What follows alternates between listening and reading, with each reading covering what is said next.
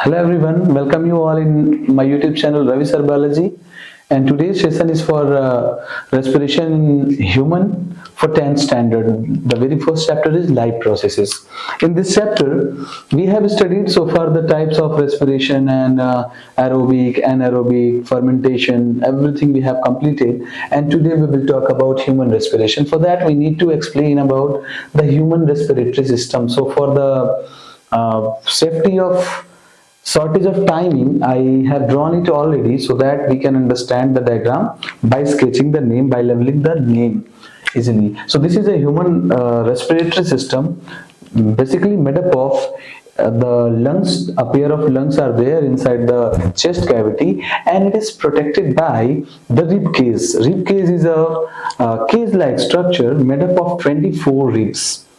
12 this dorsal side and 12 ventral side. They just make an sternum is there. So in between this cage like structure made by bone, the lungs are situated. Lungs and a heart is also there, just slightly left of the chest cavity. So this is safe under it. And one more membrane is there which protects the lungs from mechanical injury of this. This is called pleural membrane. Let us start from here only. This is called pleural membrane or pleura. This human respiratory system, just suppose about you yourself, we inhale the oxygen. Actually, breathing process that takes place, the breathing can be split into, single breath can be split into two parts: inhale and exhale. Inhale and exhale, these are the two steps of a single breath. Means we are taking in air, this is called inhalation or inhale of air, and we are giving out carbon dioxide. These two methods are called inhalation, exhalation simultaneously. So this is how we are performing breathing. तो ये breathing करने के लिए हमारे पास दो openings यहाँ दिखाई दे रहे हैं इस डायग्राम में. इस डायग्राम का सबसे पहला ओपनिंग जो होता है that is called nostril. The opening of the nose, these are called nostril. Through the nostril, air moves in. Air goes into the respiratory tract. Air goes, it reaches in the pharynx. I have already explained the pharynx. Below the pharynx, one epiglottis is there which prevent the food to enter into windpipe. Food जो हम खाते हैं वो हमारे windpipe में नहीं जाना चाहिए, उसे actually food pipe में जाना चाहिए, पर वो food pipe की जगह कभी कभी जल्दी खाते वक्त वो food हमारा विंड पाइप में जाने लगता है और फूड पाइप ने ना जाके फूड विंड पाइप में जाने लगता है. तो विंड पाइप में जाता है तो वहां पे एक स्ट्रक्चर होता है जिसको हम कहते हैं एपिग्लॉटिस. एपिग्लॉटिस क्या करता है? प्रिवेंट करता है फूड को विंड पाइप में जाने से. बोर्ड का क्वेश्चन है what is the role of epiglottis. तो आंसर लिखेंगे एपिग्लॉटिस फूड को विंड पाइप में जाने से रोकता है, क्योंकि विंड पाइप में जाएगा तो एयर एक्सचेंज होगा नहीं और वो ब्लॉक हो जाएगा और फिर अब चोकिंग हो जाएगी. बाहर का एयर बाहर, अंदर का एयर अंदर और हम ऊपर चले जाएंगे. इसलिए यहाँ पे एक प्रोटेक्टिव कैप होता है जो प्रोटेक्ट करता है एयर को, फूड को विंड पाइप में जाने से. फिर फूड पहुंचता है यहाँ पे, ये स्ट्रक्चर है जिसको हम कहते हैं wind pipe. This windpipe is also called trachea, is made up of one very important thing I'm going to discuss with you. It is made up of cartilage. It is made up of cartilage. What is cartilage?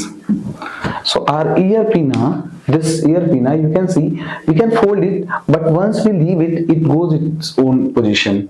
Means it is hard like bone and it is soft like, smooth like muscles also. So this is a connecting link between a bone and a muscle. Similarly, this is made up of cartilage. This nose tip is also made up of cartilage. अगर ये bone का बना होता या ये bone का बना होता तो रास्ते में आते जाते समय अक्सर हमारी टक्कर हो जाती है और टक्कर होता है और ये हमारा ईयर पिना टूट के नीचे गिर जाता। पर ये बना होता है एक बहुत ही स्पेसिफिक टिश्यू से जिसको हम कार्टिलेज कहते हैं, और वो कार्टिलेज एक्चुअली क्या करता है, एक फ्लेक्सिबिलिटी प्रोवाइड करता है जो फ्लेक्सिबल है। ये इजीली हम विंड जो हमारा विंड पाइप होता है वो एक्चुअली ये करता क्या है, ये क्वेश्चन होता है बोर्ड्स का, what is windpipe, how does it made up of and why? So windpipe is a pipe which connect the air from nostril to the lungs. lungs को bronchus से होते हुए lungs में पहुंचाता है एयर को। तो ये एक्टिविटी का ये फंक्शन जो होता है विंड पाइप का होता है। अब ये किससे बना होता है, कार्टिलेज का बना होता है। कार्टिलेज से ही क्यों बना होता है, ये आंसर होगा। तो अगर ये मस्कुलर होता तो एयर अगर एक सेकंड के लिए नहीं जाता तो वो चोक कर जाता। जैसे पाइप लाइक स्ट्रक्चर है, एयर नहीं है तो वो पाइप बंद हो गया, और जब बंद हो जाएगा, जैसे वाटर पाइप होता है सप्लाई के लिए हम लोग इरिगेशन वगैरह में यूज करते हैं, तो उसमें वाटर नहीं होता है तो वो पिचक जाता है, और जब वाटर उसमें आ जाए तो वो फूल जाता है।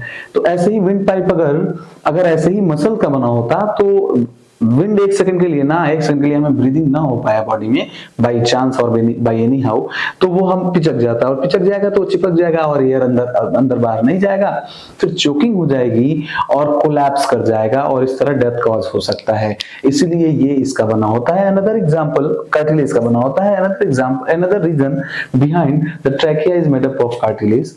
वो दूसरा एग्जांपल ये है कि ये हमारा मूवमेंट अगर ये फिक्स्ड होता, अगर ये बोनी होता तो हमारा मूवमेंट ऐसे नहीं होता। ये हमारा मूवमेंट है right word, left word, upward, downward, ये ऐसे नहीं होता। अगर ये बोन का बना होता तो हमें राइट वर्ड देखना है तो पूरी तरह से हम इधर घूमते या लेफ्ट वर्ड घूमते, मींस कंप्लीटली पूरे बॉडी को हमें राइट या लेफ्ट साइड में घुमाना पड़ता है। That's why it is made up of cartilage. दो this is solved another question for the board examination.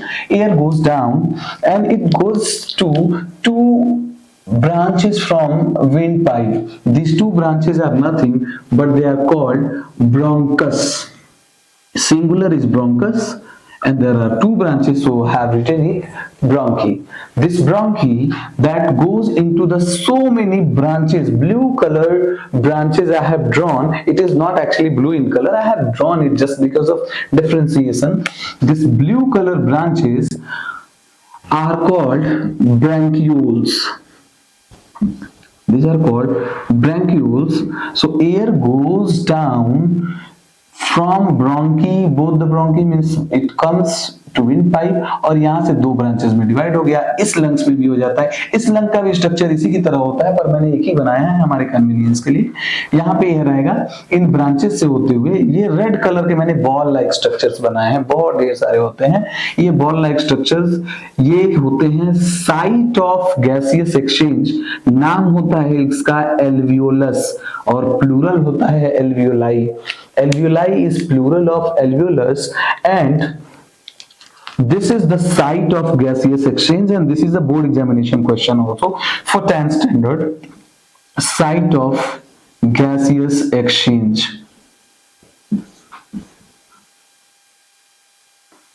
This is called site of gaseous exchange। और यहाँ से जो एयर हमने लिया है वो यहाँ आएगा एल्वियोलाई में। एल्वियोलाई क्या करेगा, ऑक्सीजन को वहाँ ब्लड कैपिलरीज से कनेक्टेड होता है, ब्लड कैपिलरीज को दे देगा, और वहां से कार्बन डाइऑक्साइड को जो कलेक्ट करके ब्लड लाया है उस कार्बन डाइऑक्साइड को लेके फिर वापस उसी रास्ते, किस रास्ते, वो पाथ बनाते हैं, ज्यादा बेहतर होगा, ज्यादा अच्छे से समझ में आएगा। तो air we have taken by nostrils and from nostrils air goes to pharynx.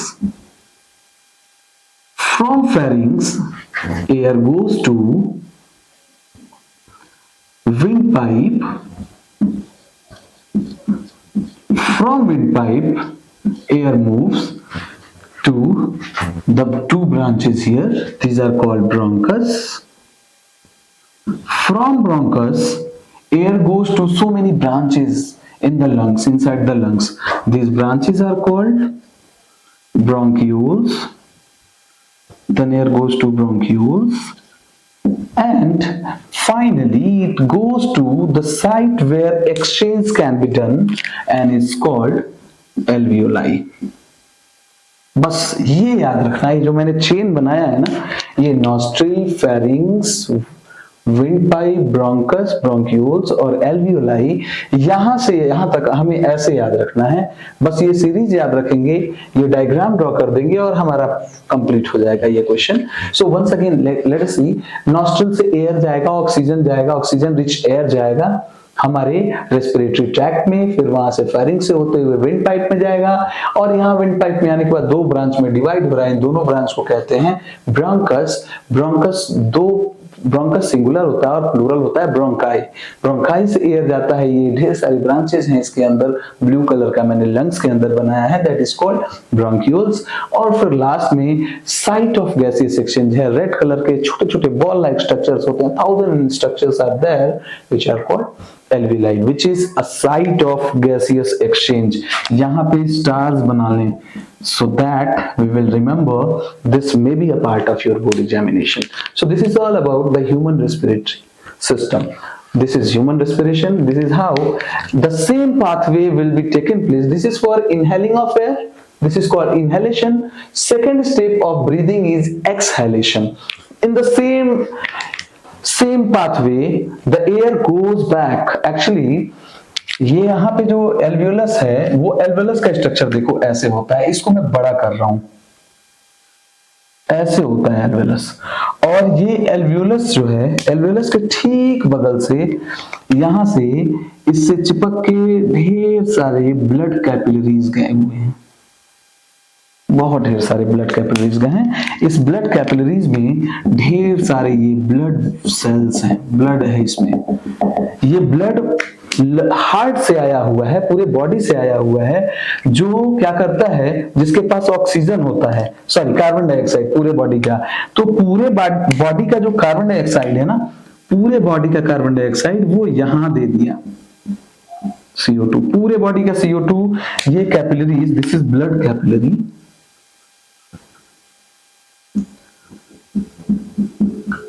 This is a blood capillary and this is alveolus. ये एक छोटा सा जो एक्सचेंज ऑफ गैस साइट है, इसको मैंने यहां बनाया है। तो ये CO2 ब्लड कैपिलरी से CO2 इसके पास आ गया, और ये यहां पे इसको दे दिया, यहां पे इसको दे दिया ऑक्सीजन। तो यहां पे जो एयर आया है, ऑक्सीजन रिच एयर, वो एयर चला गया ब्लड में, और जो ब्लड कार्बन डाइऑक्साइड रिच जो ब्लड आया था वो आ गया एल्वियोलस में, और इस तरह एक्सचेंज ऑफ गैसेस यहां हो गया, इसीलिए इसको कहते हैं site of gaseous exchange, and this is the way by which exchange of gases में भी टेक प्लेस। तो इस तरह हमने आज ये कंप्लीट कर लिया ह्यूमन रेस्पिरेशन। नेक्स्ट टॉपिक में हम बात करेंगे ह्यूमन सर्कुलेशन की और transport in plants and animals as well as. Thank you, have a nice day.